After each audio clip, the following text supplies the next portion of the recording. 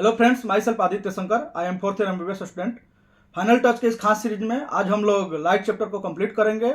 दोस्तों, इसके पहले हम लोग chemical reactions and equation and life process को कंप्लीट कर चुके हैं। आप लोग हमारे इस चैनल पे विजन मेडिटेक पे आप जाकर देख सकते हैं, वहां से पढ़ सकते हैं। तो चलिए दोस्तों, हम लोग सबसे पहले समझते हैं व्हाट इज लाइट।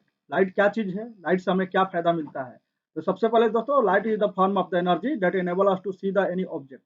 यानी लाइट एक एनर्जी का सोर्स है जिसके सहारे हम किसी भी ऑब्जेक्ट को देख पाते हैं। तो यदि लाइट ना रहे तो किसी भी ऑब्जेक्ट को हम देख नहीं पाएंगे, क्योंकि कोई भी ऑब्जेक्ट पे पहले लाइट आता है, उस ऑब्जेक्ट से रिफ्लेक्ट होकर लाइट वो हमारे आंखों तक होता है, आंख में जाकर उसका रिफ्लेक्शन होता है, फिर उसकी इमेज हमारे रेटिना पर बनता है, तब जाकर हम दोस्तों उस किसी भी ऑब्जेक्ट को देख पाते हैं। यानी कि light is the ultimate source of energy that help us to see the any object. ठीक, आप केवल यही समझना और यही लोगों को बताना कि लाइट एक एनर्जी का सोर्स है जिसके सहारे हम किसी भी ऑब्जेक्ट को देख पाते हैं। ठीक है, अब कुछ समझते हैं लाइट की कुछ छोटी छोटी बातें, क्या उसकी प्रॉपर्टी होती है, क्या खास बात होता है। तो सबसे पहले दोस्तों, लाइट एक इलेक्ट्रोमैग्नेटिक वेव है। ठीक है, जो इस इलेक्ट्रोमैग्नेटिक वेव कहने का मतलब कि कोई भी यदि इलेक्ट्रोमैग्नेटिक वेव है तो स्पीड ऑफ लाइट के स्पीड से चलेगा दोस्तों। ठीक है, ठीक। यानी इलेक्ट्रोमैग्नेटिक वेव होने का एक और मतलब होता है कि कोई भी वेव यदि इलेक्ट्रोमैग्नेटिक वेव है तो उसको चलने के लिए किसी भी प्रकार के मीडियम की जरूरत नहीं होती है। यानी electromagnetic wave so does not require any medium to travel. ठीक है, आप सोचो दोस्तों, यदि सनलाइट हमारे पृथ्वी तक आता है तो बीच में बहुत सारा वैक्यूम है, फिर भी लाइट तो आ रही है ना हमारे अर्थ पे। इसका मतलब है कि लाइट एक इलेक्ट्रोमैग्नेटिक वेव है जिसको चलने के लिए किसी भी प्रकार के मीडियम की जरूरत नहीं होती है। ठीक, दूसरी खास बात है लाइट की कि यह स्ट्रेट लाइन में चलती है। ठीक, लाइट को यदि चलने के लिए छोड़ा जाए तो यह स्ट्रेट लाइन में ही, ऑलवेज स्ट्रेट लाइन में चलती है। ठीक, लाइट का नेचर जो होता है, लाइट दो प्रकार का होता है, एक तो पार्टिकल नेचर होता है लाइट, और एक वेव नेचर होता है। यानी अपना दो प्रकार का लाइट नेचर शो करता है। तो दोस्तों, कब पार्टिकल नेचर शो करेगा, कब वेव नेचर शो करेगा। लाइट यदि मोशन में हो, जब वो मोशन में होगा तो वेव नेचर शो करेगा, और लाइट यदि कहीं टकराता है, टकराने के बाद जब वो रेस्ट में आएगा तो उस समय वो पार्टिकल नेचर शो करेगा दोस्तों। ठीक, उसके बाद देखो, speed of light is maximum in the vacuum. हम सभी लोग हैं जहाँ वैक्यूम है, जहाँ पे कोई मीडियम नहीं है, वहाँ लाइट की स्पीड सबसे ज्यादा होता है, जिसका वैल्यू होता है 3 × 10⁸ मीटर पर सेकेंड। ठीक है दोस्तों, when light fall on the surface following, अब देखो कहीं भी यदि सरफेस पर लाइट पड़ता है तो तीन तरह की घटनाएं होती है। एक रिफ्लेक्शन होता है, एक रिफ्लेक्शन होता है, तीसरा एब्जॉर्प्शन होता है। तो क्लास 10th में दोस्तों हम लोगों को मेनली रिफ्लेक्शन एंड रिफ्रैक्शन इस चैप्टर में हम लोग पढ़ेंगे। यानी लाइट की हम लोग दो घटनाएं पढ़ेंगे, रिफ्लेक्शन एंड रिफ्रैक्शन। एब्जॉर्प्शन को नहीं पढ़ेंगे। लाइट के और भी घटनाएं होती है, जिससे इंटरफेरेंस ऑफ द लाइट होता है, डिस्पर्सन ऑफ द लाइट होता है। इन सब चीजों को आप हायर क्लासेज में पढ़ेंगे। यहाँ पे केवल हम लोग रिफ्लेक्शन एंड रिफ्रैक्शन को पढ़ेंगे क्लास 10th में दोस्तों। ठीक है, सबसे पहले दोस्तों हम लोग देखते हैं रिफ्लेक्शन क्या होता है। Reflection is the bouncing back of the light when it strike on a polished surface like a mirror.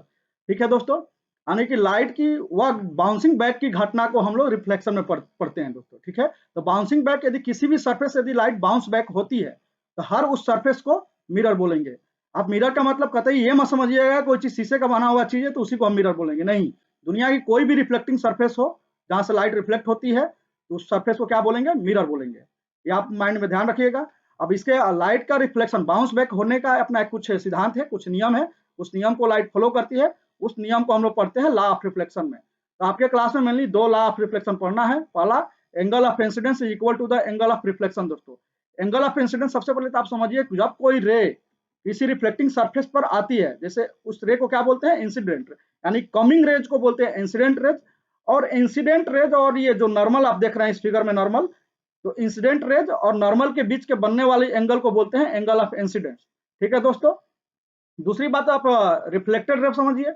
जब बाउंस बैक होकर जब लाइट वापस रिटर्न होती है तो उस रिटर्निंग रेज को बोलते हैं रिफ्लेक्टेड रेज। ठीक है दोस्तों, और उस रिटर्निंग रेज जिसको रिफ्लेक्टेड रेज हम बोल रहे हैं और नॉर्मल के बीच की एंगल को बोलते हैं एंगल ऑफ रिफ्लेक्शन। ठीक, तो पहला चीज तो ये समझिए कि what is angle of incidence, what is the incident raise, what is reflected raise, what is angle of reflection and what is normal. ठीक, आप ये चीज को समझ चुके हैं। अब आइए समझते हैं लॉ ऑफ रिफ्लेक्शन को। तो एंगल ऑफ इंसिडेंस जो होता है is always equal to the angle of reflection, पहला लॉ ऑफ रिफ्लेक्शन का रूल। दूसरा रूल ये है कि incident rays, reflected rays, normal, ये सभी क्या है, एक ही प्लेन में लाई कर रहे हैं। आप देख रहे होंगे ये एक ही प्लेन है आपको, यानी एक ही मीडियम में लाई करते हैं ये सभी। ठीक, यानी कि दो लॉ ऑफ रिफ्लेक्शन है। पहला है angle of incidence is always equal to the angle of reflection. दूसरा है incident rays, reflected rays and normal all lie in the same plane. इतना आप याद रखिएगा, अपने एग्जाम में इतना लिख देंगे, इससे ज्यादा की जरूरत नहीं है दोस्तों। ठीक, अब आइए समझते हैं image. Image it is a point where at least two light ray actually meet और अपीयर्स टू मीट। यानी कि इमेज किसको बोलेंगे, जहां पे दो लाइट, एटलीस्ट कम से कम दो लाइट आकर आपस में मीट होते हो, और या फिर मीट होते हुए प्रतीत होते हो, यानी मीट होंगे रियल में या वर्चुअली मीट होते हो, तो वहां पे इमेज का फॉर्मेशन होता है ऑब्जेक्ट का।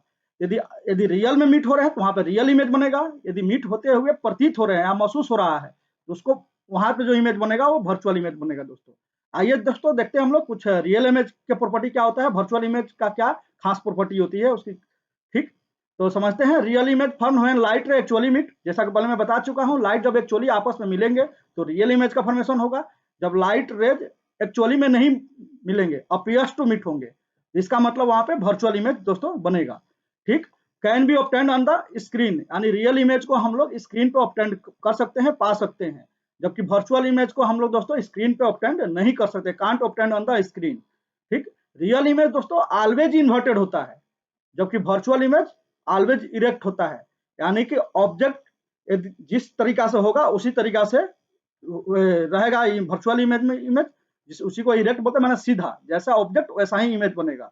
इन्वर्टेड मतलब ऑब्जेक्ट का उल्टा। उल्टा कहने का मतलब यदि मान लो हम पैर नीचे है सर ऊपर है किसी आदमी का, तो इमेज में, रियल इमेज में क्या दिखेगा, पैर ऊपर सर नीचे, जबकि वर्चुअल इमेज में क्या दिखेगा, पैर नीचे सर ऊपर दिखेगा। इरेक्ट का मतलब ये होता है। ठीक, real image image form on cinema screen, मतलब बता दो स्क्रीन पर ऑब्टेन कर सकते, जबकि वर्चुअल इमेज को स्क्रीन पर हम ऑब्टेन नहीं कर सकते हैं। Image form by the plane mirror और कन्वेक्स मिरर। कन्वेक्स मिरर और प्लेन मिरर से जो भी इमेज बनता है दोस्तों वो ऑलवेज वर्चुअल इमेज बनता है, आप ये याद रखिएगा। जबकि कनकेव मिरर से जो इमेज बनेगा वो आपको रियल इमेज बनेगा। अब image form by plane mirror. Plane mirror सबसे पहले हम लोग देखते हैं इमेज का फॉर्मेशन कैसे होता है। मान लो ए बी एक ऑब्जेक्ट है, ए बी क्या है, एक ऑब्जेक्ट है। हम पहले ही बताए हैं कि किसी भी इमेज को बनना है तो आपको कम से कम दो रेज लेना पड़ेगा। एक रेज यहाँ चलो ए से निकलते हुए दिखा रहे हैं हम लोग, आके इस मिरर से टकरा रहा है, और यहाँ से जो बी इस ये जो है आपको नॉर्मल का काम करेगा। तो इंसिडेंस रेज और नॉर्मल के बीच की जो एंगल होती है ये आई से दिखाया गया, एंगल ऑफ इंसिडेंस, और फिर यहाँ से R angle of reflected ray बताते हुए ये रिटर्न हो जाएगा। तो आर, आई बराबर आर, ये हम लोग पहले समझ चुका। और एक रे नॉर्मली फॉल डाउन कराते हैं प्लेन मिरर पे। आप जानते हैं कोई भी रे यदि नॉर्मल पड़ता है तो रिफ्लेक्ट बैक हो जाएगा उसी पाथ पे। ठीक है दोस्तों, जब कोई लाइट नॉर्मल किसी मिरर के ऊपर पड़ता है तो उसी पाथ पे रिटर्न बैक हो जाता है। तो एक ये रे जो कि रिटर्न बैक होते हुए दिखाया गया है, और एक ये रे जो यहाँ से एंगल आर बनाते हुए रिफ्लेक्ट होते हुए दिखाई दिया होगा। अब क्या होगा दोस्तों, यहाँ से तो ये रिफ्लेक्ट हो गया, ये भी रिफ्लेक्ट हो गया, रियल में तो नहीं मिल रहा है। अब इसको हम लोग बैक डॉटेड लाइन से बैक करते हुए जाएंगे, फिर इसको भी डॉटेड लाइन से यहाँ से डॉटेड लाइन से बैक करते हुए जाएंगे, फिर देखेंगे कहाँ मिल रहा है। तो देखो यहाँ पे ए डैश पे मिलते हुए दिखाई दे रहा है, पर रियल में तो लाइट नहीं आ रही है, यहाँ पे अपीयर्स टू मीट हो रही है ए डैश पे। ठीक, और यहाँ पे नीचे बी डैश मान लीजिए इस साइड को, तो यहाँ पे ए बी का यहाँ पे ए डैश बी डैश बना, जो कि आप देख रहे हैं अपीयर्स टू मीट होने की वजह से बना है, इसलिए कैसा इमेज होगा, वर्चुअल इमेज होगा। ठीक, क्योंकि यहाँ पे लाइट जो है रियल में मिल नहीं रहे हैं, यहाँ में मिलते हुए प्रतीत हो रहे हैं, अपीयर्स टू मीट हो रहे हैं। ठीक, प्लेन मिरर में आप समझ चुके हैं कि जो इमेज बनेगा ऑब्जेक्ट का वो ऑलवेज वर्चुअल बनेगा, पहला बात। दूसरा बात, मिरर से ऑब्जेक्ट जितना दूर होगा इमेज का भी दूरी उतना ही होगा, सेम होगा, माने object distance is always equal to the image distance, यानी u is always equal to v. तो ये दो बातें आप याद रखिएगा। प्लेन मिरर में जो भी इमेज बनेगा ऑलवेज वर्चुअल बनेगा, ऑब्जेक्ट के साइज के बराबर बनेगा, यानी height of the object always equal to the height of the image. और आप जान गए हैं वर्चुअल इमेज ऑलवेज इरेक्ट होता है, सीधा होता है, और object distance u is always equal to the image distance v. आइए प्रॉपर्टी तो लगभग बता ही चुके हैं, virtual and erect, size of the image always equal to the size of the object, image is formed as far behind the mirror as the object is in front of it. ठीक, और यहाँ पे lateral inverted image होता है। Lateral inversion का मतलब क्या होता है दोस्तों, लेटरल इन्वर्जन का मतलब ये होता है कि आपका लेफ्ट इमेज में राइट दिखेगा और इमेज का राइट ऑब्जेक्ट में लेफ्ट दिखेगा, यानी लेफ्ट का राइट बन जाएगा, राइट का लेफ्ट बन जाएगा, बस यही होता है लेटरल इन्वर्जन, इसी को बोलते हैं lateral inversion. The right side of the object appears left side of the image and vice versa, यानी इसका उल्टा भी सत्य है दोस्तों।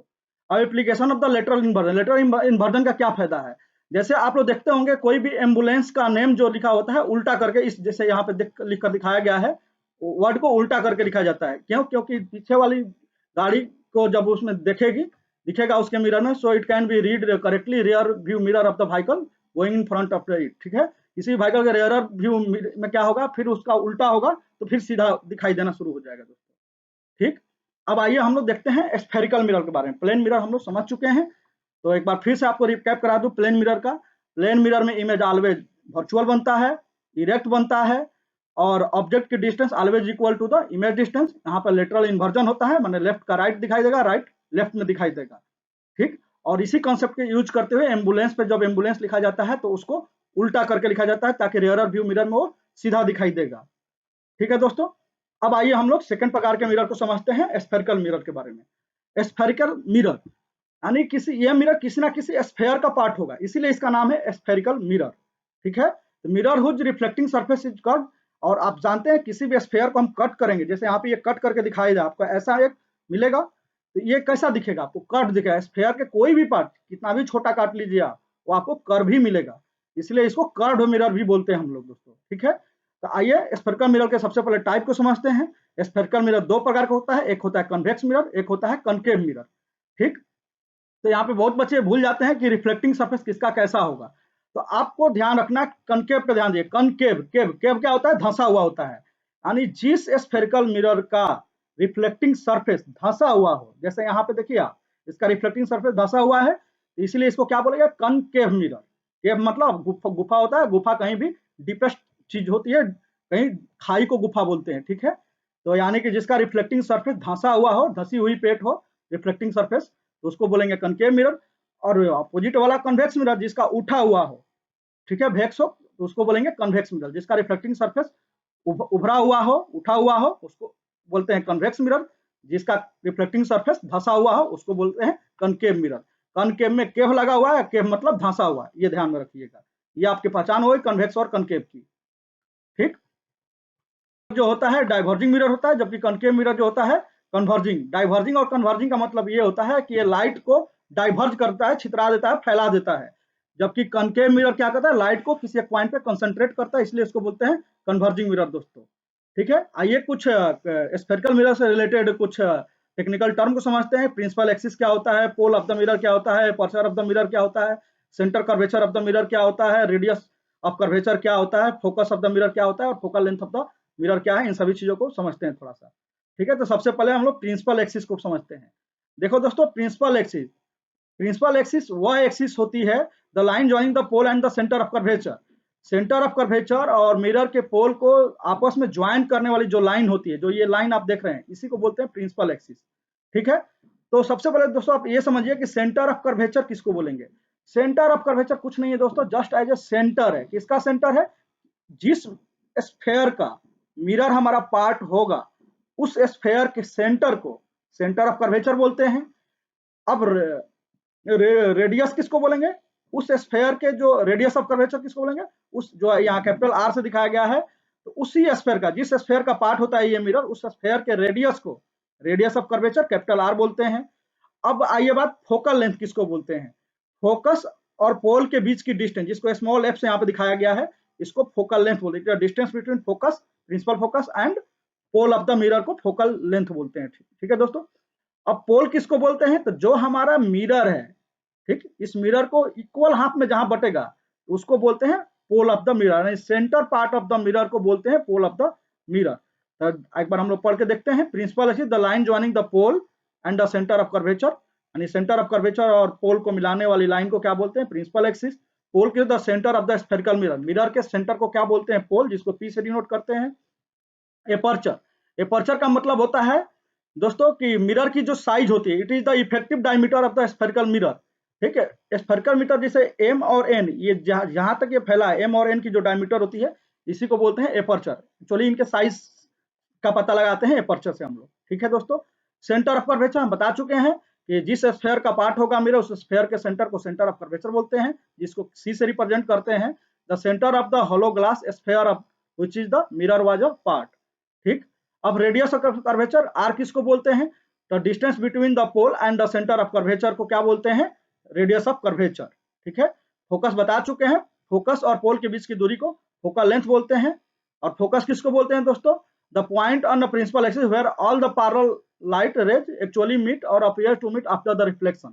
कोई भी पैरेलल लाइन जब जो प्रिंसिपल एक्सिस के पैरेलल आती है, कोई भी लाइट, और मिरर से टकराने के बाद यार ठीक आकर के प्रिंसिपल एक्सिस के जिस पॉइंट से क्रॉस करती है, पास करती है या पास करती हुई अपीयर होती है, तो उस पॉइंट को प्रिंसिपल एक्सिस के जिस पॉइंट से पास होती है उस पॉइंट को बोलते हैं फोकस। ठीक है दोस्तों, अब आइए देखते हैं रिलेशनशिप बिटवीन फोकल लेंथ और रेडियस ऑफ कर्वेचर। ये आप याद रखिएगा, आपके बोर्ड एग्जाम में बहुत इंपॉर्टेंट होता है ये formula. Focal length is equal to the radius of curvature divided by 2, यानी F is equal to R by 2। ठीक है, ये ध्यान रखिएगा। आइए दोस्तों, अब हम लोग रे डायग्राम को देखते हैं। Rules for making ray diagram by concave mirror. दोस्तों रे डायग्राम में क्या होता है कि हम लोग इसमें ये समझते हैं कोई भी रे कैसे मिरर तक आती है, मिरर से टकराने के बाद किस प्रकार से वापस वो रिफ्लेक्ट होती है, इसका कुछ अपना एक नियम है, उसी नियम को पढ़ते हैं रे डायग्राम में। और इस रे डायग्राम बहुत ही इंपॉर्टेंट होता है आपके लिए तब जब कोई भी ऑब्जेक्ट का इमेज फॉर्मेशन कराना होता है, वो रे डायग्राम को ही यूज करके किसी ऑब्जेक्ट का इमेज फॉर्म कराते हैं। तो रे डायग्राम से आप लोग ध्यान में रखिएगा, रे डायग्राम कैसे होता है, रे डायग्राम समझना बहुत जरूरी है। देखो हम लोग पहले ही बता दें, यहाँ पे हम लोग 4 प्रकार का रे डायग्राम पढ़ेंगे। एक वह रे जो प्रिंसिपल एक्सिस के पैरेलल आता हो, दूसरा वह रे जो फोकस से क्रॉस करते हुए आता हो, तीसरा वह रे जो सेंटर ऑफ कर्वेचर से पास करके आएगी आपके मिरर से टकराएगी, और चौथा एक और रे पढ़ेंगे जो कुछ एंगल बनाते हैं, माने ऑब्लिकली तरीका से आएगी और मिरर से टकराएगी, टकराने के बाद रिफ्लेक्ट होगी। इस 4 प्रकार से हम लोग देखेंगे कि इसका रे डायग्राम कैसा होगा, किस प्रकार से आएगी, कैसे मिरर से टकराएगी, मिरर से टकराने के बाद कैसे रिफ्लेक्ट होगी, रिफ्लेक्ट होकर कहाँ जाएगी, इन सभी चीजों को रे डायग्राम में हम लोग पढ़ते हैं। आप लोग थोड़ा ध्यान दीजिएगा। जब कोई दोस्तों रे पैरेलल प्रिंसिपल एक्सिस का आती है, मिरर से टकराती है, मिरर से टकराने के बाद वह रे दोस्तों फोकस से क्रॉस कर जाए, जैसा कि आप इस डायग्राम में देखिए ये रे पैरेलल आ रही है, मिरर से टकरा रही है, मिरर से टकराने के बाद फोकस से क्रॉस कर रही है। यहाँ पे ये सेंटर ऑफ कर्वेचर से नॉर्मल है, नॉर्मल और इंसिडेंट रेज के बीच में आई बनता है जिसको एंगल ऑफ इंसिडेंट है, यहाँ पे आर क्या है, एंगल ऑफ रिफ्लेक्शन है। ठीक है दोस्तों, इस प्रकार से आप याद रहे, जब कोई भी रे यदि प्रिंसिपल एक्सिस के पैरेलल आएगी, मिरर से टकराएगी, टकराने के बाद फोकस से क्रॉस करेगी, पहला रे डायग्राम। दूसरा रे डायग्राम दोस्तों यह है कि जब कोई रे फोकस से क्रॉस करती है, क्रॉस करते हुए आती है, इंसिडेंट होती है मिरर पे, तो मिरर से रिफ्लेक्ट होने के बाद वो प्रिंसिपल एक्सिस के पैरेलल निकल जाएगी, यानी प्रिंसिपल एक्सिस पैरेलल रिफ्लेक्ट हो जाएगी। देखिए ये रे इंसिडेंट हो रही है फोकस से इंसिडेंट होते हुए मिरर पर टकरा रही है, मिरर पर टकराने के बाद ये देखो पैरेलल निकल गई प्रिंसिपल एक्सिस के। ठीक है, तो दूसरा रे डायग्राम यही है कि जब कोई रे फोकस से इंटर करते हुए मिरर से टकरा रही है, मिरर से टकराने के बाद वो पैरेलल निकल जाएगी। तीसरा रे डायग्राम हम लोग समझते हैं कि जब कोई रे सेंटर ऑफ कर्वेचर से पास होते हुए मिरर से टकराती है दोस्तों, तो मिरर से टकराने के बाद वो उसी पाथ पे वापस हो जाएगी। क्यों वापस हो जाएगी? क्योंकि जब सेंटर से क्रॉस करते हुए मिरर पे आती है तो एक तरह से रेडियस ऑफ कर्वेचर बना देता है, और तुम जानते हो कि रेडियस सरकमफेरेंस पे 90 डिग्री का एंगल बनाता है, यानी वो एक नॉर्मल की तरह बिहेव करेगा। जब कोई भी रे सेंटर से क्रॉस करते हुए यदि मिरर से टकराता है तो वो एक तरह से रेडियस बना देता है, और कोई भी रेडियस नॉर्मल बनाता है। ठीक है दोस्तों, तो जब कोई भी रे नॉर्मली किसी मिरर के ऊपर पड़ेगा तो क्या होगा, उसी पाथ पे वापस हो जाएगा। कोई भी रे 90 डिग्री के एंगल पे से किसी भी मिरर से टकराएगा तो अपने उसी पाथ पे वापस हो जाएगा। तो तीसरा रे डायग्राम आपका यही है कि जब कोई रे यदि सेंटर ऑफ कर्वेचर से पास करता है तो मिरर से टकराने के बाद वो उसी पाथ पे वापस आ जाएगा। ठीक, चौथा रे डायग्राम आपको ये है कि जब कोई रे किसी एंगल के साथ मिरर पे टकराएगा, जब कोई रे किसी एंगल के साथ मिरर से टकराता है तो टकराने के बाद वो आफ्टर एंगल ऑफ रिफ्लेक्शन बनाते हुए वापस हो जाएगा। जैसे एंगल आई से आ रहा है तो उसी में एंगल आर बनाते हुए ये वापस हो जाएगा। और सीपी जो बना रहा है आपको centre of radius of curvature, ये इसके लिए नॉर्मल का काम कर रहा है दोस्तों। ठीक, तो ये आपका 4 रे डायग्राम है जिसको आप समझिएगा ध्यान से, इन्हीं को यूज करके हम लोग इमेज का फॉर्मेशन कराते हैं दोस्तों। ठीक है, अब आइए समझते हैं एक एक करके ऑब्जेक्ट का पोजीशन के अनुसार कैसे किस प्रकार से ऑब्जेक्ट का इमेज बनेगा। तो रे diagram for image form by the concave mirror. अब आइए दोस्तों हम लोग देखते हैं when object is at infinity, यदि कोई ऑब्जेक्ट इंफिनिटी पे होता है दोस्तों तो उसका इमेज का जो फॉर्मेशन होता है फोकस पे होता है, पहला बात। ठीक, दूसरा चीज कि ऑब्जेक्ट के साइज से इमेज की साइज बहुत ही छोटी होती है। आइए दोस्त देखते हैं हम लोग उसका रे डायग्राम कैसे होगा। कोई भी दोस्तों ऑब्जेक्ट यदि इंफिनिटी पे है तो सारी रे पैरेलल रेज आती है, ये पैरेलल रेज आ रही है, ये पैरेलल मिरर पे ऑब्लिकली टकरा रही है, टकराने के बाद ये देखो रिफ्लेक्ट हो रही है। ठीक है दोस्तों, रिफ्लेक्ट होने के बाद देखो कहाँ मिल रही है, ये मिल रही है आपको फोकस पे मिलते हुए दिखाई दे रहा है। ये ए डैश कोई ऑब्जेक्ट है, इसका इमेज यहाँ पे फोकस पे बन रहा है। इसमें आप याद रखेगा यदि कोई ऑब्जेक्ट यदि इंफिनिटी पे है तो उसका इमेज कहाँ बनेगा, फोकस पे बनेगा, रियल बनेगा, इन्वर्टेड बनेगा, ऑब्जेक्ट के साइज से उसकी साइज बहुत छोटी होगी। ठीक है दोस्तों। दूसरा, यदि ऑब्जेक्ट इंफिनिटी और सेंटर ऑफ कर्वेचर के बीच में हो, ठीक है, तो उसका जो इमेज बनेगा फोकस और सेंटर ऑफ कर्वेचर के बीच में बनेगा। जैसे यहाँ पे ए बी एक ऑब्जेक्ट है, यहाँ से दो रे लिए हैं, एक हम रे पैरेलल आ रहे हैं, दूसरा रे हम सेंटर ऑफ कर्वेचर से पास करा रहे हैं। आपको मालूम होना चाहिए जब कोई रे सेंटर ऑफ कर्वेचर से पास होते हुए मिरर से टकराता है तो वापस उसी पाथ पे वापस हो जाता है, जो आपको वापस होते हुए इस पे दिखाया गया है। दूसरा, एक रे ए से निकल रहा है, प्रिंसिपल एक्सिस के पैरेलल आ रहा है और मिरर से टकरा रहा है।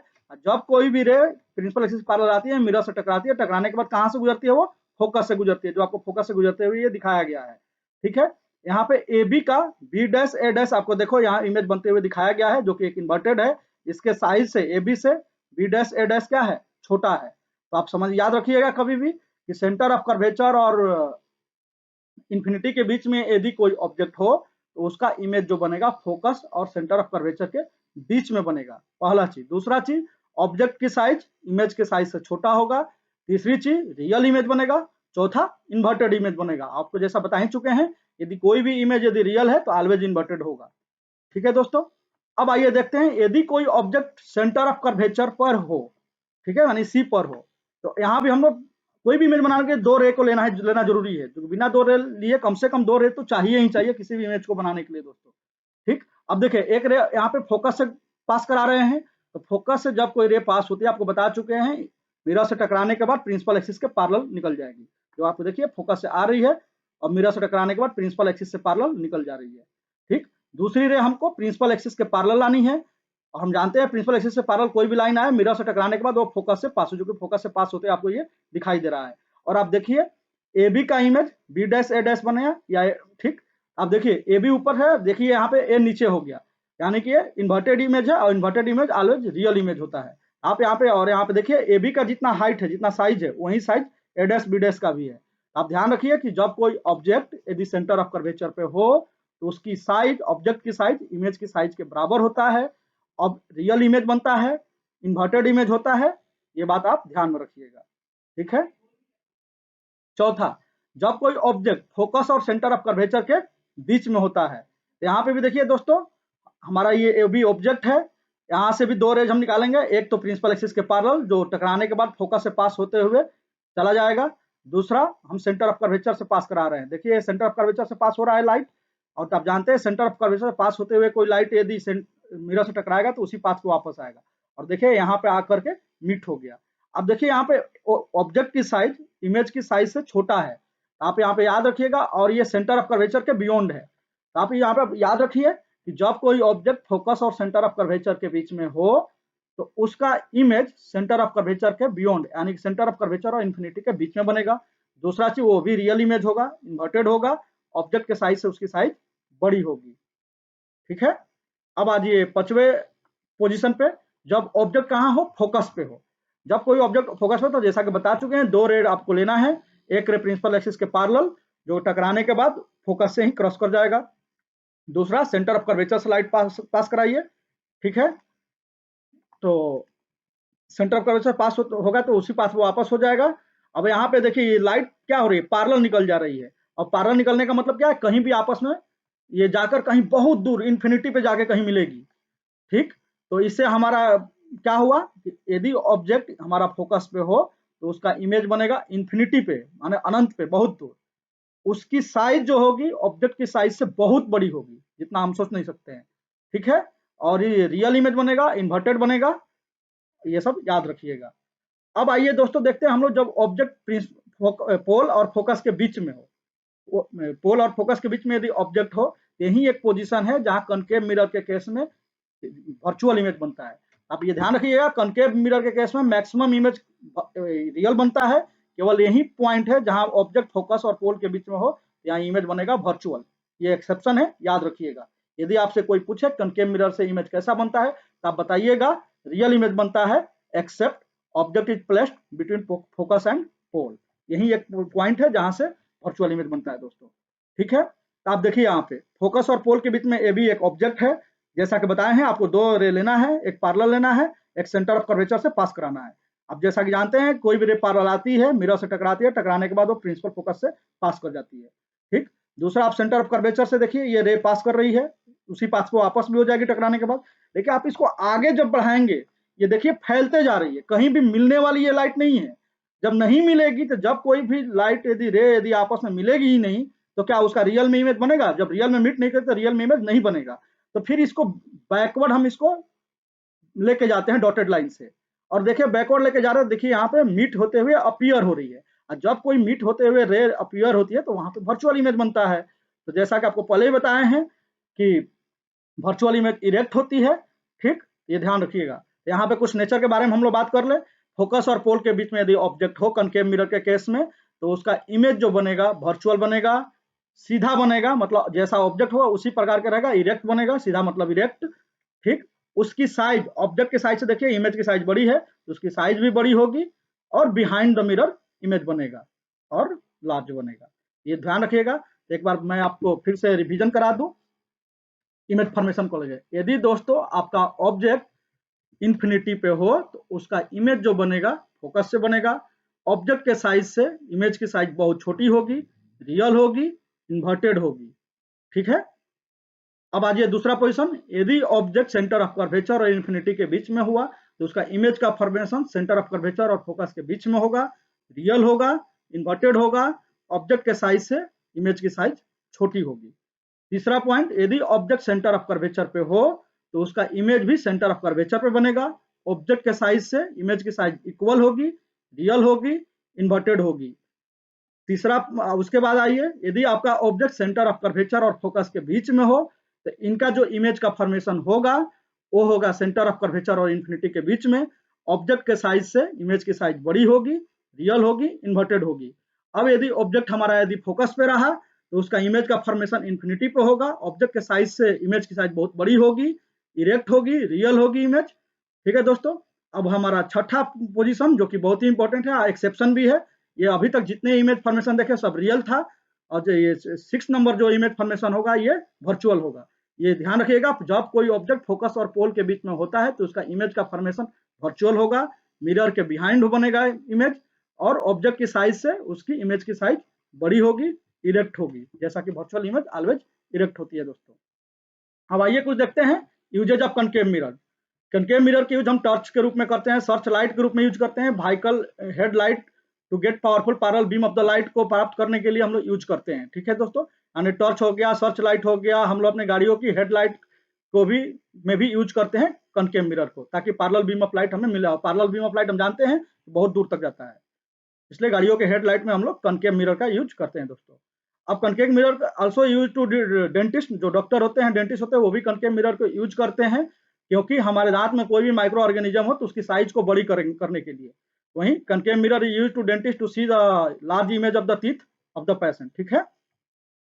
अब concave mirror use as a shaving mirror, हम लोग अपने दाढ़ी बनाने के लिए जो सेविंग मिरर यूज वो भी एक कनकेव मिरर होता है। ऑब्वियस है कि यहाँ भी अपने इमेज की साइज को बड़ा करने के, फेस को बड़ा करने के, ताकि हमें बाल अपना फेस का सही से दिखाई दे। अब आइए, large concave mirror are use to concentrate sunlight to produce heat in solar furnace. हम लोग अपना सोलर एनर्जी को यूज करने के लिए सोलर कुकर वगैरह भी यूज करते हैं, तो वो भी कनकेव मिरर की तरह उसकी सरफेस को बना देते हैं, ताकि maximum energy from the sunlight को हम लोग यूज कर सकें, ठीक है दोस्तों। अब rules for image formation by convex mirror. अब आइए कन्वेक्स मिरर के लिए सबसे पहले रे डायग्राम हम लोग पढ़ेंगे। ये भी सेम उसी तरह से रे डायग्राम तो आपको लगभग सेम ही मिलेगा कनकेव मिरर की तरह ही, बस यहाँ पे अपीयर होगा, वहां पे रियल में होगा, ठीक। पहला रे डायग्राम देखिए, यदि कोई लाइट पैरेलल आती है मिरर पे, टकराएगी, टकराने के बाद वो देखो यार रियल में यहाँ पे एंगल आर बनाते हुए वापस हो गई, तो यहाँ पे तो रियल में मिट नहीं की। अब हम लोग क्या करेंगे, इसको मिरर के तरफ इधर ये डॉटेड लाइन से बढ़ाएंगे, और प्रिंसिपल एक्सिस से जहां ये क्रॉस करेगा डॉटेड लाइन वहीं हमारा फोकस हो जाएगा, ठीक। और जैसा जानते हैं सेंटर ऑफ कर्वेचर से कोई भी लाइन लेंगे वो नॉर्मल हो जाता है मिरर पे, ये हमारा नॉर्मल का काम किया। तो पहला आप यही ध्यान रखिएगा कि जब कोई पैरेलल लाइन मिरर से टकराएगी कन्वेक्स मिरर से, तो बिहाइंड द मिरर वो क्या होगी कि फोकस पे मिलते हुए प्रतीत होगी। Ray of light parallel to the principal axis of a convex mirror appear to diverge from the principal focus, ठीक है दोस्तों। दूसरा ray diagram, a ray which is directed towards the focus of the convex mirror will emerge parallel to the principal axis after the reflection। हम लोग पहले भी हम लोग कनकेव मिरर में भी जानते हैं कि जब कोई रे फोकस से पास करते हुए मिरर से टकराता है तो टकराने के बाद वो क्या होता है, रिफ्लेक्ट बैक होता है parallel to the principal axis. यहाँ भी यदि कोई फोकस से कोई रे आती हुई प्रतीत हो रही है, यदि मान लो इस फोकस से ही आते हुए प्रतीत हो रही हो, तो इस मिरर से बाहर निकलने के बाद क्या होगा, प्रिंसिपल एक्सिस के पैरेलल निकल जाएगी। ठीक है दोस्तों, अब आ जाइए सेंटर ऑफ कर्वेचर पे। अब यदि कन्वेक्स मिरर से कोई लाइट यदि सेंटर ऑफ कर्वेचर, देखिए डॉटेड लाइन से दिखाया जाए, मतलब अपीयर होने के डॉटेड लाइन से, वर्चुअल चीज को डॉटेड लाइन से दिखा रहे हैं हम। सेंटर ऑफ कर्वेचर से पास होते हुए इस मिरर पे आ रही है, तो इस मिरर से सीधा इसी पाथ पे वापस हो जाएगी। यहाँ पे किसी प्रकार का डेविएशन नहीं होगा। वहीं ray directed towards the centre of curvature of a convex mirror is reflected back along the same path. ठीक है दोस्तों। तीसरा, a ray incident obliquely to the principal axis is reflected obliquely. ठीक है, अब यदि ऑब्लिकली कुछ एंगल आई बनाते हुए कोई रे यदि आती है इस मिरर पे, एंगल आर बनाते हुए ये रिफ्लेक्टेड बैक हो जाएगी। ये तो ये 4 रे डायग्राम का अच्छे समझिएगा, पहले भी इसको समझा चुके हैं कनकेव मिरर के लिए। अब आइए इसको यूज करते हुए हम लोग इमेज फॉर्मेशन करते हैं। अब आइए हम लोग कन्वेक्स मिरर में देखते हैं इमेज का फॉर्मेशन कैसे होगा। पहला, इसमें बहुत आसान है, कॉन्केव से तो आसानी है। पहला position, one object is placed at infinity. यदि कोई ऑब्जेक्ट इन्फिनिटी पे प्लेस्ड हो तो देखिए ये पैरेलल बीम ऑफ लाइट ला रहे हैं हम, और ये देखिए मिरर से टकरा रहा है, टकरा के देखो इसी माध्यम मीडियम में वापस हो गया। तो फिर यहाँ पे डॉटेड लाइन से बैक ले जाएंगे, फिर ये भी लाइन को डॉटेड, यहाँ से तो रिफ्लेक्ट हो गया, फिर डॉटेड लाइन से बैक ले जाएंगे। अब देखो यहाँ एफ पे मिलते हुए प्रतीत होता है, अपीयर हो रहा है, रियल में तो नहीं मीट हो रहा है लेकिन अपीयर हो रहा है। यदि यहाँ पे आते तो ठीक, यानी फोकस पे इमेज बनेगा। यानी कन्वेक्स मिरर के केस में यदि ऑब्जेक्ट इन्फिनिटी पे हो तो उसका इमेज का फॉर्मेशन फोकस पे होगा, वर्चुअल इमेज बनेगा, इरेक्ट बनेगा और बहुत छोटा बनेगा, यानी पॉइंटेड इमेज बनेगा। ठीक है दोस्तों। अब आइए, when object is placed between pole and infinity, यानी कि पोल और इन्फिनिटी के बीच में कहीं भी ऑब्जेक्ट हो, तो देखिए यहाँ पे 2 रे डायग्राम लेते हैं हम लोग। पहला रे यहाँ से ला रहे हैं, सेंटर ऑफ कर्वेचर से पास कराते हुए प्रतीत करा रहे हैं। दूसरा रे लाते हैं कुछ पैरेलल प्रिंसिपल एक्सिस के, और यहाँ से देखिए रे रिफ्लेक्टेड बैक हो गया, फिर यहाँ से डॉटेड लाइन से बैक जाते हैं, तो देखेंगे कि यहाँ पे ये लाइन डॉटेड लाइन है हमारा, यहाँ पे कट होते हुए दिखाई दे, यानी कि इमेज का फॉर्मेशन यहाँ पे ए डैश बी डैश बना। अब देखिए यहाँ ऑब्जेक्ट की साइज बड़ी है, जबकि A dash B dash A B से छोटा है। यानी कि आप ये समझिए कि जब ऑब्जेक्ट इन्फिनिटी और पोल ऑफ द मिरर के बीच में हो, तो उस ऑब्जेक्ट की इमेज, जो ऑब्जेक्ट का इमेज बनेगा वो वर्चुअल इमेज बनेगा। पहला, ऑब्जेक्ट की साइज से इमेज की साइज छोटी होगी, इरेक्ट होगी और फोकस और पोल के बीच में बनेगा। ठीक है दोस्तों। यानी कि आप देखिए एक चीज कि कन्वेक्स मिरर के केस में ऑलवेज आपको क्या बन रहा है, इरेक्ट इमेज बन रहा है, वर्चुअल इमेज बन रहा है। जबकि कनकेव मिरर के केस में मैक्सिमम इमेज आपको रियल बन रहा है। केवल एक पॉइंट है जहां ऑब्जेक्ट यदि फोकस और पोल के बीच में, तो केवल उसी केस में वर्चुअल इमेज बनता है दोस्तों। और वहां पे एक ध्यान रखिएगा कि ऑब्जेक्ट के साइज से इमेज की साइज बड़ी होगी। ठीक है दोस्तों, ये बात ध्यान रखिएगा। आइए अब यूजेज ऑफ कन्वेक्स मिरर को हम लोग देखते हैं दोस्तों। Convex mirror are used as a rear view mirror in the vehicle. ठीक है दोस्तों, they always give an erect through the diminished image. They have the wider field of the view as the curve outward. Convex mirror are used at the blind turn and the point of the margin traffic to facilitate the vision of the both side traffic दोस्तों, used in a shop as a security mirror। ठीक है दोस्तों। आइए दोस्तों अब हम लोग sign convention को समझते हैं। तो सबसे पहले इसमें आपको क्या करना है कि हमारा रेफरेंस पॉइंट जो होगा पोल होगा, पोल से ही सारी दूरी को हम लोग देखेंगे। ठीक है दोस्तों। ठीक, और प्रिंसिपल एक्सिस को भी अपना रेफरेंस ग्रुप में रखेंगे। जैसे आप कोऑर्डिनेट ज्योमेट्री में देखते हैं, तो कोऑर्डिनेट ज्योमेट्री का ओरिजिन जैसे होता है ओ, वहां पे ये काम करेगा पोल ऑफ द मिरर। ठीक है दोस्तों। ठीक, अब आइए प्रिंसिपल एक्सिस के एबव कोई भी हाइट हो उसको क्या लेंगे, पॉजिटिव। प्रिंसिपल एक्सिस के नीचे कोई भी हाइट होगा उसको क्या लेना है, निगेटिव। अब ये रे के डायरेक्शन में, यदि हमारा रे क्या होता है, वेस्ट से ईस्ट में, इधर से इधर, ईस्ट वेस्ट से ईस्ट के डायरेक्शन चलता है, तो रे के चलने के डायरेक्शन में यदि कोई भी डिस्टेंस को हम लोग मेजर करेंगे वो सभी क्या होगा, पॉजिटिव। जैसे यहाँ पे दिखाया गया है, आपका रे के डायरेक्शन में यदि कोई भी डिस्टेंस लेते हैं पॉजिटिव। यदि मिरर से यदि देखते हैं रे का अपोजिट डायरेक्शन में कोई भी डिस्टेंस लोगे वो सारा डिस्टेंस क्या होगा, निगेटिव। इसलिए आप देखिएगा यहाँ पे ये भी पॉजिटिव दिया क्योंकि रे हमारा इस तरह से इस तरह भी आता है। ये बातें थोड़ा ध्यान में रखिएगा। तो आप देखिए the object is placed to the left of the mirror. हम मान चलते ऑब्जेक्ट क्या होता है, ऑलवेज मिरर के लेफ्ट ही रखते हैं हम लोग। तो all the distance parallel to the principal axis are measured from the pole of the mirror. हम सारे डिस्टेंस को क्या करते हैं, मिरर के पोल से ही मेजर करते हैं। ठीक है, all distance measure in the direction of the incident ray, जैसा कि बता चुके हैं वो सभी पॉजिटिव होगा। And taken positive and the measured against the direction of the incident ray के अगेंस्ट यदि कोई भी हम डिस्टेंस को मेजर करते हैं तो सभी डिस्टेंस कैसा होगा, negative. And distance measured perpendicular to the above the principal axis are taken as positive. बता चुके हैं प्रिंसिपल एक्सिस से एबव कोई भी डिस्टेंस लेंगे परपेंडिकुलर हम लोग तो सभी क्या होगा, पॉजिटिव डिस्टेंस होगा, और प्रिंसिपल एक्सिस से नीचे परपेंडिकुलर डिस्टेंस कोई भी लेते हैं हम तो हमारा निगेटिव होगा दोस्तों। ये रहा। आइए दोस्तों, साइन कन्वेंशन को यदि एक लाइन में आपको समझना हो तो आप यही याद रखिएगा कि पोल से लेफ्ट साइड की जो भी सारी दूरी होगी सभी निगेटिव होगी, जबकि राइट साइड की सारी दूरी पॉजिटिव होगी। ठीक, इस आधार पे थोड़ा हम लोग कुछ बातें कर लेते हैं। इमेज ऑब्जेक्ट डिस्टेंस हम लोग जानते हैं कि ऑब्जेक्ट तो ऑलवेज हम लोग मिरर के लेफ्ट साइड में ही रखते हैं, इधर वो कनकेव मिरर हो या कन्वेक्स मिरर हो, तो ऑब्जेक्ट डिस्टेंस ऑलवेज निगेटिव। आपको बता चुके हैं पोल से लेफ्ट साइड की सारी दूरी निगेटिव। अब आइए फोकल लेंथ कनकेव मिरर के केस में। कनकेव मिरर के केस में फोकल लेंथ हमारी पोल के निगेटिव ही होती है, इसीलिए निगेटिव, जबकि focal length of the convex mirror हमारी पोल के पॉजिटिव होती है, यानी कि राइट साइड में होती है, इसलिए उनकी दूरी क्या होगी, पॉजिटिव होगी। ठीक है दोस्तों, और आप याद रखिएगा प्रिंसिपल एक्सिस से एबव कोई भी दूरी लेंगे, आइदर कनकेव मिरर हो या कन्वेक्स मिरर हो, पॉजिटिव होगा, और नीचे कोई भी दूरी लेंगे तो निगेटिव होगा, आइदर कनकेव मिरर हो या कन्वेक्स मिरर हो। आप थोड़ा साइन कन्वेंशन को ध्यान में रखिएगा। तो आइए मिरर फार्मूला को देखते हैं। मिरर फार्मूला जो हमें, ये फार्मूला इसको याद रखिएगा क्योंकि इसके ऊपर न्यूमेरिकल भी आएगा, जरूर आएगा 2 से 3 नंबर में इस फार्मूला के ऊपर। तो 1/v plus 1/u is equal to 1/f, जहाँ पे v क्या है, इमेज डिस्टेंस है, u क्या है, ऑब्जेक्ट डिस्टेंस है, f क्या है, फोकल लेंथ। आप ध्यान रखिएगा, इमेज डिस्टेंस कनकेव मिरर के केस में negative, object distance concave mirror हो या कन्वेक्स मिरर हो positive, focal length concave mirror के केस में negative, focal length convex mirror के केस में पॉजिटिव। ये ध्यान रखिएगा आप लोग। अब magnification of spherical mirror, magnification क्या है, इट यह हाइट ऑफ द इमेज और हाइट ऑफ द ऑब्जेक्ट का रेशियो है। ठीक है, यानी ऑब्जेक्ट की हाइट डिवाइडेड बाई, तो magnification of the spherical mirror को दोस्तों देखिए, it is the ratio of the height of the image to the height of the object, यानी कि इमेज की हाइट और ऑब्जेक्ट की हाइट की रेशियो को क्या बोलते हैं, मैग्निफिकेशन, यानी कि m is equal to the height of the image divided by height of the object. तो फिजिकली प्रैक्टिकली आपको मैग्निफिकेशन क्या बताता है दोस्तों, मैग्निफिकेशन आपको एक्चुअली यह बताता है कि ऑब्जेक्ट के हाइट के कंपेयरिंग में कितने टाइम्स इमेज बड़ा है या कितना टाइम्स इमेज छोटा है, साइज के मामला में ये बात बताता है मैग्निफिकेशन।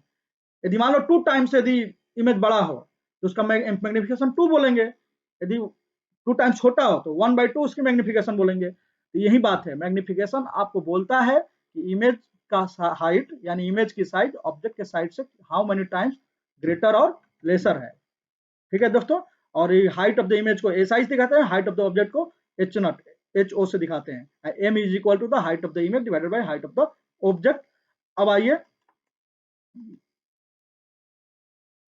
और m बराबर माइनस v बाई यू भी हम लोग लिख सकते हैं। मैं ये ध्यान रखिएगा, हाइट ऑफ द v क्या है, इमेज डिस्टेंस है, u क्या है, ऑब्जेक्ट डिस्टेंस है। यदि आप इमेज डिस्टेंस ऑब्जेक्ट डिस्टेंस के रूप में फॉर्मूला लिखना चाहते हैं मैग्निफिकेशन तक का, m बराबर माइनस v बाई यू ये लिखते हैं। आप मैग्निफिकेशन का 2 फॉर्मूला याद रखिएगा, ये भी बहुत इंपॉर्टेंट है। एक तो मैग्निफिकेशन बराबर height of image HI by HO, और दूसरा m magnification is equal to minus v by you.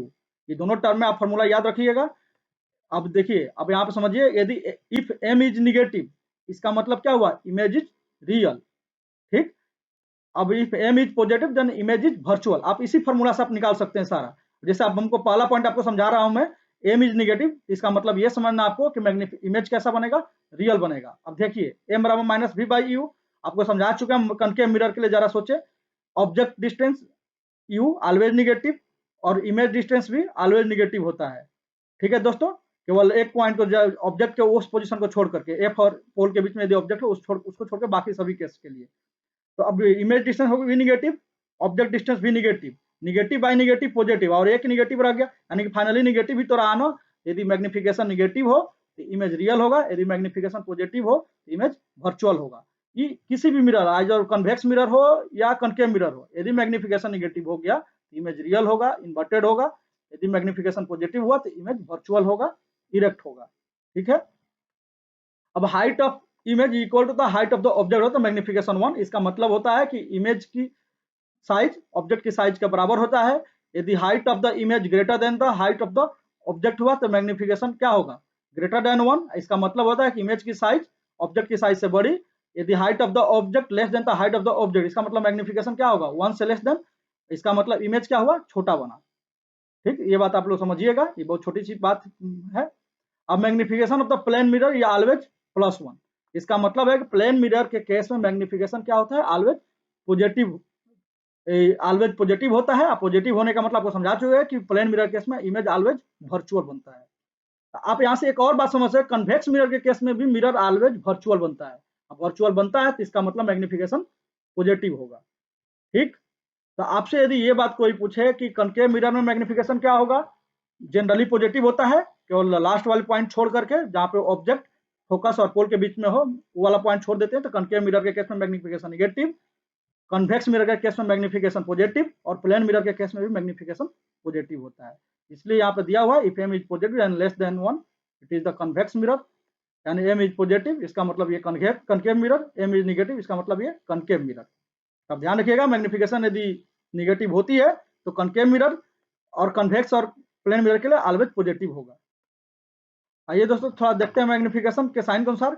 If magnification is positive then and less than 1 it is a convex mirror, यानी कि मैग्निफिकेशन पॉजिटिव हो और उसकी value 1 से कम हो, इसका मतलब होता है कि कौन सा मिरर है, कन्वेक्स मिरर। आपको समझ जाना है मैग्निफिकेशन के वैल्यू से दोस्तों।